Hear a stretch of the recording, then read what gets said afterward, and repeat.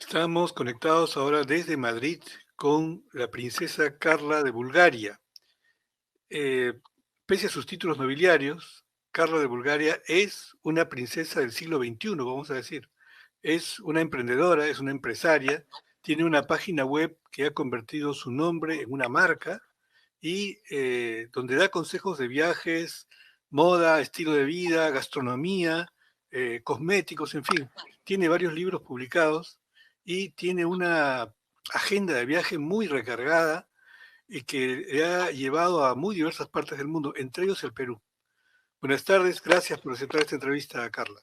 Buenas tardes, un placer, de verdad. Saludos a Perú, a Lima, a toda Latinoamérica y, por supuesto, a ti, Carlos. Muchísimas gracias por esta entrevista, por darme un huequito en tu espacio. Encantado, gracias por aceptar la entrevista, al contrario. Muy bien, comencemos con los viajes. ¿Cuándo comenzaron los viajes y cómo así se inició este emprendimiento de dar consejos de viajes? Los viajes empezaron desde niña. Siempre me ha gustado muchísimo viajar. Es verdad que pues en la adolescencia y luego durante la carrera de Derecho, los estudios, los primeros años de matrimonio, los niños pequeños, pues era más complicado viajar. Pero llegó un buen día en el que ya sí tuve tiempo y además la necesidad de hacerlo por mi trabajo, por mi empresa. Y decidí empezar a escribir sobre todos aquellos lugares a los que iba de una manera, bueno, muy particular, ¿no? Porque a mí me gusta darle mucha importancia a la historia, a la cultura, a la gastronomía de los lugares, porque creo que es una parte muy importante para entender el viaje en sí y sobre todo, lo que es más importante, para aprender. Entonces empecé a escribir hace ya bastantes años de viajes, sobre mis viajes, y así poco a poco pues me fui introduciendo en lo que son los medios especializados en turismo que tenemos en España, que por cierto son muy buenos. Muy bien, pero hay varias formas de viajar, ¿no? Una desde el mochilero, que va un poco a la Sí, aventura, hasta el turista de alto nivel, digamos, y que va siempre a hoteles de 5 estrellas, etcétera. sí. Hay muchas formas de viajar, pero una verdadera forma, digamos, y hay muchas formas de conocer un país o un destino al cual uno llega, ¿no es cierto? Y eso tiene que ver ya un poco con meterse un poco más adentro, tal vez salirse del circuito típicamente turístico, ¿no? Claro, yo he viajado desde mochilera, he dormido en la calle con saco de dormir, y por supuesto he ido también a los hoteles más maravillosos, más bonitos y más lujosos del mundo, y entre medias pues el abanico es enorme. Eh, para mí, en mi caso, y desde luego lo que yo siempre recomiendo al viajante, que es como a mí me gusta llamar, no turista ni siquiera viajero, ¿no? Al viajante, eh, para mí el viajante es la persona que, que no solamente quiere ver un lugar porque sea bonito y volver con la foto maravillosa o presumir ahora con las redes sociales, ¿no? Con fotografías preciosas, sino esas personas que de verdad se quieren adentrar en la cultura, en el mundo, en la otra realidad que es cualquier sitio, porque incluso en el pueblo más cerca de Madrid, ahí también se puede aprender mucho. Entonces, no importa si vas de mochilero, si vas a un hotel eh, muy lujoso, lo importante es cómo empatices luego con la cultura, con la gente de cada lugar. Qué duda cabe que si vas de mochilero o de una manera más cercana a la gente de cada lugar, pues vas a aprender más, ¿no? Porque también es verdad que muchas veces cuando estás en estos hoteles tan lujosos, eh, al final es más complicado introducirte en el paisanaje, ¿no? Que es lo que decía Unamuno, como llamaba Unamuno a las personas de cada lugar. Sí, y es efectivamente este aprendizaje tal vez el motivo que impulsa más el viajar, ¿no? O sea, el que viaja viaja para conocer, para aprender, y esto es lo que le da verdadero sentido al viaje, ¿cierto? En mi caso, desde luego, y quizá por eso ahora sí es verdad que hay muchísimos blogs y que la gente empieza a compartir más temas culturales y más temas sensoriales, más emoción. Al principio, hace 15 años, los blogs que había en Internet sobre viajes eran muy, muy fríos, eran más de, pues vete aquí, duerme allá, en este sitio se come bien, o aquí mejor, o aquí peor, no dejes de ver la catedral de... Ahora es verdad que los blogs de viajes son muchísimo mejores, están más cuidados y son más profundos. Pero cuando yo empecé a escribir, sí echaba en falta esto, ¿no? El contar otra parte del viaje, no solamente el hotel al que he ido o al que puedes ir, o, que también es importante, sobre todo en temas de gastronomía. Es muy importante dar buenos consejos de lugares donde se puede comer bien, porque la gastronomía es otra parte importantísima de la cultura y de la sociedad de los lugares a los que visitas. Sin ir más lejos, la cocina peruana es una de las más importantes, conocidas, sabrosas y famosas del mundo. No sé si es la tercera, pero vamos, que está en un ranking muy, muy alto. Entonces, si viajas a Perú y no te metes de lleno en su parte culinaria, pues has dejado de ver una gran parte del país. Muy bien. Por cierto, tengo entendido que también estuvo en el Perú, ¿no? Sí, estuve en Perú hace un par de años. Estuve una semana en Lima y con mi padre y con amigos limeños que tiene él allí. Mi padre sí que es un gran apasionante de Perú, pues quizá algún día deberías de entrevistarle, porque es una persona que no deja indiferente a nadie, y él lleva desde el año 1978 viajando al Amazonas, a Santa María de Nieva, Ah, porque él allí colabora desde entonces con los padres jesuitas y, y no ha dejado de ir. Ahora mismo tiene 77 años y este año, por culpa del COVID, ha sido el primer año desde el 78 que no os visita. Imagínate si conoce bien Perú, porque, bueno, aparte de él siempre va, se pasa un mes en la selva, pero después de tantos años, pues conoce muy bien el país. Y yo fui con él porque tenía muchas ganas, pues quizá de coger su testigo o de visitar esa selva y a esos aguarunas y guambisas de los que él siempre hablaba desde que yo era pequeña. Y ahí estuve 15 días. Después de estar en Lima, fuimos hasta Santa María de Nieva y allí estuve eh, pues casi 20 días en el corazón del Amazonas y en un lugar que no es nada turístico. Recuerdo que la gente, los amigos de Lima me decían que qué valiente era, y yo estaba un poco, decía, pero a ver si he escuchado desde pequeña las historias de mi padre y son fascinantes, no tenía ningún miedo, pero sentí como que el limeño tenía mucho respeto, o quizá parecía que desde luego tenían mucho más miedo que yo, y al revés, para nada. Fue una experiencia maravillosa que espero volver a repetir pronto y, y bueno, me enamoré de yo ya les digo, mis aguarunas, mis guambisas. Mantengo contacto con algunos de ellos que pueden tener teléfono, porque por supuesto no es accesible para todo el mundo allí, pero estamos muy en contacto, y mi padre, por supuesto. Por cierto, acaba de fallecer Santiago Manuin. Él fue uno de los grandes jefes aguarunas y fue, bueno, una excelente persona que hizo muchísimo por los indígenas del Amazonas, y bueno, pues me he acordado de él porque tuve la suerte de conocerle. Le llamaban el guerrero de la paz, y desde aquí a la familia de Santiago, que no sé si me verá, pero intentaré mandarles el enlace de esta entrevista. muy bien. Ahora, ¿qué otros lugares ha conocido en el mundo? ¿O qué lugares no ha conocido? Porque tengo entendido que usted ha viajado muchísimo, ¿no? Pues no he estado nunca en Australia ni en Nueva Zelanda.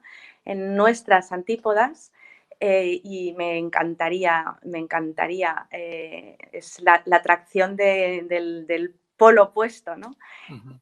He visto fotografías espectaculares y me encantaría, tengo muchas ganas de ir, no sé cuándo será posible porque es un viaje muy largo y, luego es que es todo un continente, entonces una vez ahí, ¿a dónde vas? ¿No? Debe de ser muy complicado elegir la ruta. Muy bien. ¿Y África sí conoce? Sí, África, de hecho, hoy debería de estar allí. Tenía planeado pasar todo el mes de noviembre entre Uganda y Tanzania. En Uganda para visitar el parque natural donde están los gorilas de la montaña, y en Tanzania pues para ver la gran migración, que es uno de los espectáculos de la naturaleza pues más brutales que hay, ¿no? Que es toda la migración de los antílopes, las cebras, los ñus. Y eso iba a ser todo mi mes de noviembre, pero bueno, la parte positiva es que estoy hablando con vosotros y un poquito en Perú. Y en África también he estado en Zimbabue, también he estado en Namibia, en Egipto y por supuesto Marruecos, y me Bueno, quedaría con todos. y hablando de estos viajes, efectivamente, incluso también Santa María de Nieva, ¿no? Es otra forma de ver el Perú, una forma de ver los contrastes que hay, no solo geográficos, sino sociales, las enormes diferencias, las grandes carencias. Es Eh, que yo siempre digo que viajar es la mejor manera de aprender y que viajar nos hace mejores personas. ¿Y por qué nos hace mejores personas? Porque si salimos de nuestro entorno para entrar en otro totalmente diferente, con ganas de conocerlo, como decía al principio, no las personas que van solo a hacerse la foto, si empatizamos, nos damos cuenta que nuestra realidad, la que creemos realidad, nuestra realidad es mentira. Hay 1.000 millones de realidades, tantas realidades como 1.000 millones de millones como seres humanos, ¿no? Y efectivamente lo que decías, Carlos, ves que la gente también es feliz viviendo de otra manera, es que no tiene que ser ni mejor ni peor que la tuya, aprendes a ser más tolerante, aprendes a entender por qué se puede llegar a pensar de una o de otra manera. En definitiva, te haces mejor persona, te haces más comprensivo, te haces más paciente. Imagínate en el Caribe o incluso en nuestras Islas Canarias, que va todo más despacio. Si llegas del norte de España o del norte de Europa, donde todo es rápido y todo es inmediato, y de repente llegas yo que sé, a una playa caribeña, que todo es despacito y con calma y disfrutando, pues también aprendes a ser paciente. Es decir, viajando se aprende mucho, pero sobre todo aprendes de ti mismo, aprendes a conocerte mejor y luego vuelves con la mente muchísimo más abierta. Las personas que han viajado mucho tienen pues eso, la cabeza muy abierta y dispuesta a aceptar, a entender y a dialogar, que hoy en día es tan importante hablar, dialogar, hablar mirando a los ojos a las personas. No estamos todo el día con el WhatsApp y con el mensajito. Y cuando viajas aprendes a hablar, te tienes también que esforzar por hablar con las personas a las que no conoces, hablar en otros idiomas, a hacer un esfuerzo por entender dialectos o palabras, pues en el caso de, imagínate, en el caso de la selva, ¿no? Que hablan un español con mucho vocablo antiguo. Es muy gratificante viajar y sí, bueno, pero eso, tienes que viajar con esa mentalidad. sí, justo sobre eso iba ya casi la última pregunta sobre el tema de viajes, y es que también están presentes la mirada de los problemas que hay en el mundo, que son tremendos, que son terribles, que Tremendos. hacen uno sentirse absolutamente impotente porque, pues, claro, en África hay el problema no solo de la caza furtiva de animales, de la extinción de muchas especies, de la tala ilegal. Esto es un problema tremendo que sí me encantaría hablar sobre él, pero perdón que te he cortado la pregunta. No, decía que así como en África también, aquí en Santa María de Nieva tiene que haberse dado cuenta de los tremendos problemas que hay. Una zona en la que hay tantísima agua, pero donde la gente no tiene agua para beber, porque es una paradoja absoluta, ¿no es cierto?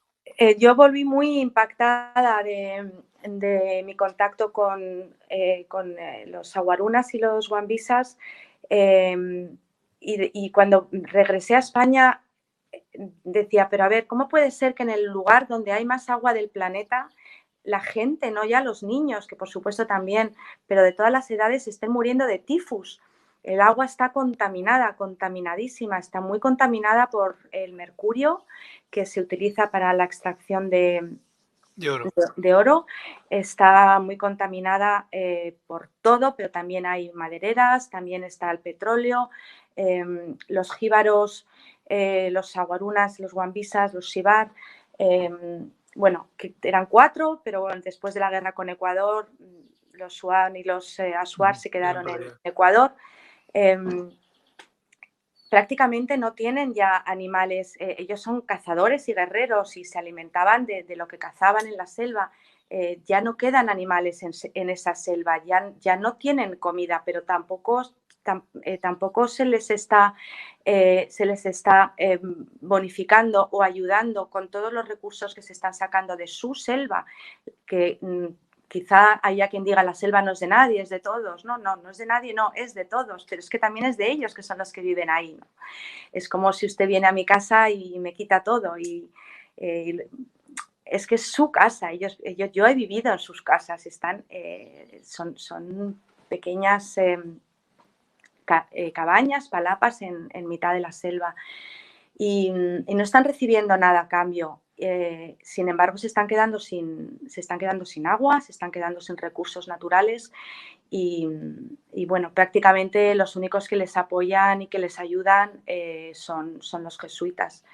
Y yo después de estar en la selva estos 15 días, volví a Lima, estuve otros 4 días en Lima y a toda aquella gente que me decía, qué valiente, bueno, pásalo bien, cuídate mucho, lo que les dije es, de verdad, tenéis que ocuparos y que sí, que vengamos a España y contemos aquí el problema que tienen los indígenas en Perú está fenomenal porque siempre conseguimos recursos económicos para ayudarles, pero al fin y al cabo, están en territorio peruano. Entonces, también debería de ser algo muy importante que, no sé, que las instituciones peruanas tuvieran en cuenta y les ayudaran, porque de verdad que están dejados de la mano de Dios y ahora con el COVID lo están pasando muy, muy mal. Santiago Manuin, que resistió a varios disparos en el Baguazo, murió de COVID. Tremendo. Y lo están pasando de verdad muy, muy mal. Nosotros desde España les ayudamos como podemos, pero me parece injusto que el problema indígena, que además es que los aguarunas y los guambisas son guerreros a los que nadie ha derrotado nunca jamás. Ni los guerreros peruanos, pero tampoco los conquistadores españoles. Nunca a nadie se les consiguió doblegarles. Yo creo que se merecen un trato muy, muy, muy especial y desde luego muy diferente al que están recibiendo. Perú tiene la suerte de tener esta joya del planeta Tierra, parte de esta joya del planeta Tierra que es el Amazonas. Entonces, está muy bien y además los jíbaros lo dicen y Santiago Manuel lo decía, si nosotros no queremos que no se utilice nuestra selva, lo que queremos es que la utilicen y también tener nosotros un beneficio, que menos que potabilizadoras de agua, ¿no? Por cierto, por cierto. Muy bien. Pero así Bueno, como, podría hablaros horas claro de que todo sí, esto. claro que sí. Y así como Perú, en cada destino también hay una serie de problemas sociales y, en fin, especialmente en los países del tercer mundo, vamos a decir, ¿no es cierto? En África también deben haber cosas terribles Sí, que contar. en cualquier país del tercer mundo y del primer mundo siempre hay muchísimos problemas sociales. Eso está clarísimo. Y en el mismo Lima tenéis problemas sociales y en toda Latinoamérica, en África, en Asia, en todo el mundo, en España. Y yo creo que hay que conocer estos problemas, pero para intentar solucionarlos, no solo para decir yo lo conozco, yo lo entiendo, no, no. Además, haga usted algo por solucionarlo, ¿no? Ya que usted tiene recursos, tiene cultura, sabe hablar, escribir y encima tiene eh, la posibilidad de comunicar con muchísima gente, pues haga por ayudar, ¿no? No, no basta con decir he estado, lo conozco, lo he visto y lo comprendo. No basta con eso. Muy bien, ahora podemos pasar a otro de los temas de sus emprendimientos, que son ya cosas un poco más, vamos a decir, banales, pero que también son importantes porque son parte de la vida, que es el tema de los cosméticos, No, a ver, los libros. banal no hay nada. Cuando hace años decían que los gobernantes españoles no iban a los desfiles de moda porque eran una frivolidad. Vamos a ver, la moda en España da trabajo a millones de familias. Tenemos industria de textil, bordadoras, zapatería, cuero, seda, tenemos una industria textil importantísima, tenemos unos diseñadores fantásticos que generan riqueza. Entonces, ni la moda, ni la cosmética, ni ningún emprendimiento, ni ninguna empresa es nunca jamás banal, para nada. Muy bien, ¿y cómo ha sido su aproximación a este tema? Bueno, en moda he estado trabajando desde los 20 y pocos años, prácticamente desde que empecé, desde que terminé la carrera de Derecho. Empecé a trabajar en decoración y de ahí me pasé, di un salto a la moda con grandes firmas en España y también internacionales. Y en el mundo de la cosmética me metí precisamente por un viaje a Bulgaria, donde conocí el Valle de las Rosas, que es el Valle de Rosa Damascena más grande de Europa. Y esta rosa tiene una peculiaridad y es que es muy aromática, pero además muy buena para la piel. Y con ella se hacen muchísimos productos cosméticos sobre todo en Bulgaria, pero también se importa el agua de rosas a otros países como Alemania o como Inglaterra y Francia. Y entonces conocí el Valle de las Rosas, me enamoré de esta cosmética y decidí traerla a España. Y así empecé con el mundo de la cosmética. Si bien ahora tengo una línea cosmética elaborada con agua de rosa de Bulgaria y otra con avena, karité y almendra, realmente hoy en día el fuerte de mi empresa es la asesoría en temas de turismo. En temas de turismo hago viajes gastronómicos, viajes personalizados y por supuesto escribo en medios de comunicación especializados en turismo. Pero bueno, la empresa cosmética ahí está y lo que no sé es por cuánto tiempo, porque también aquí la crisis se está notando muchísimo y el COVID ha azotado muy fuerte tanto a las vidas humanas como a la economía. Y por supuesto al turismo, madre mía.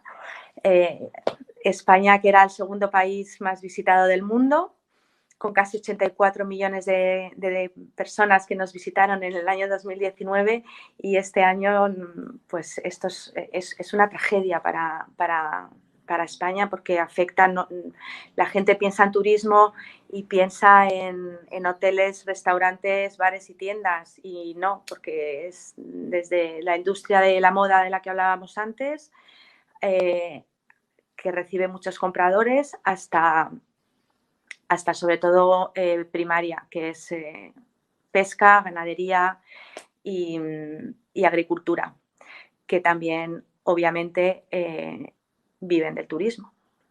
Claro, el turismo es una actividad que da muchísimo trabajo a muchísima gente de muy diversos campos Claro. y Los entonces taxistas, los medios de locomoción, los taxis de toda España están pues, prácticamente sin trabajar. Luego, pues es que no sé, imagínese, es que el que tiene una huerta de tomates y está acostumbrado a vender millones de toneladas de tomates a hoteles, pues ya no tiene hoteles a los que vender todos esos kilos, toneladas de tomates que ya tenía plantados, ¿no? Entonces es una tragedia. España no estaba preparada porque es un país muy, muy, muy volcado en el turismo y no estábamos preparados para este mazazo económico, que es que afecta a todos los sectores, la pesca, todo, todo. muy bien, este confinamiento que hemos vivido en todo el mundo casi por varios meses, algunos escritores o algunas personas les ha ayudado para escribir. ¿Usted ha pensado o ha trabajado en algo de Sí, esto? yo hace 2 años, en el verano de 2018, empecé mi el que será, si Dios quiere algún día, mi primer libro de viajes. Es un libro que no habla de un lugar y luego de otro, sino que voy viajando con la mente. Pues una montaña me recuerda a un volcán en Costa Rica, del volcán en Costa Rica el colibrí me recuerda a... entonces así con asociación de ideas y de pensamientos voy viajando por todo el mundo. Y es un libro, pues es complicado de ordenar y empecé en el 2018 y claro, pues el día a día me iba absorbiendo y no tenía tiempo de centrarme. Y durante el confinamiento, que en España fue de 3 meses y pico, pues he podido darle un gran avance. Lo que pasa es que no sé cuándo lo terminaré, porque como es un libro que me va llevando de un lugar a otro y no paro bueno, ahora es verdad que estoy más tranquila y llevo más tiempo sin viajar, pero eh, siempre se te queda algo, siempre te viene algún recuerdo, con lo cual no sé cuándo terminaré, pero sí, aproveché para leer mucho y para escribir.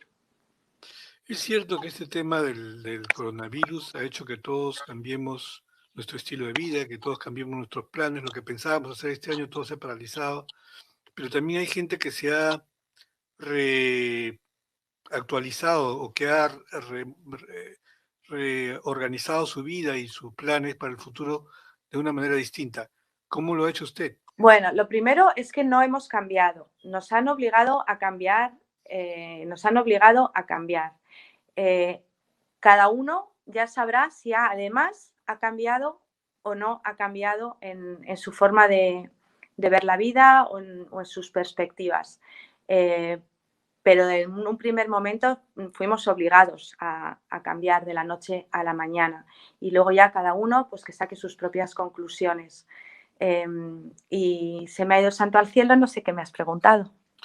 ¿Cuáles serán los planes con esta situación que es tan difícil, cómo ha cambiado sus planes para el futuro? No, yo siempre he sido de vivir muy al día y de disfrutar cada momento porque creo que la felicidad entendida como una cosa genérica no existe. La felicidad la vamos haciendo todos, pero no cada día, sino en cada instante, en cada momento. Y esto lo he tenido muy claro desde siempre, bueno, desde siempre quizá no, desde cuando siendo muy joven murió una de mis mejores amigas y, y ahí me di cuenta de la importancia que es decirle a un amigo te quiero, disfrutar de la familia, disfrutar en vez de quejarte porque has tenido que madrugar mucho, sino decir qué bonito amanecer estoy viendo, ¿no? Que si no, no lo hubiera podido ver. Entonces, en ese sentido, yo sigo pensando exactamente igual. Lo que sí me ha gustado vivir en mis sensaciones es la libertad, la falta de libertad. Yo siempre he sido una gran defensora de la libertad, de la igualdad de oportunidades para hombres y mujeres y de la libertad. Y he podido ver lo que es no tener libertad. Entonces me he reafirmado muchísimo más en mi guerra porque no se pierda la libertad, y en mi guerra porque en todos los países del mundo haya libertad, y porque en todos los países del mundo haya igualdad de oportunidades para hombres y mujeres. Y esto, de cierta forma, me ha gustado experimentarlo. Muy bien. ¿Próximos destinos que tiene planeados para viajar? Mañana, si Dios quiere, me voy a la isla de Gran Canaria, que es... mi hijo dice que soy canariona, porque alguna vez les diría que me quiero retirar ahí y quizá morir ahí. Y entonces él me dijo, pues entonces tú eres canariona, tú eres de Las Palmas de Gran Canaria, porque uno no es de donde nace, sino de donde quiere morir. Es una isla fascinante, quizá la más completa de las Islas Canarias. Todas son muy diferentes,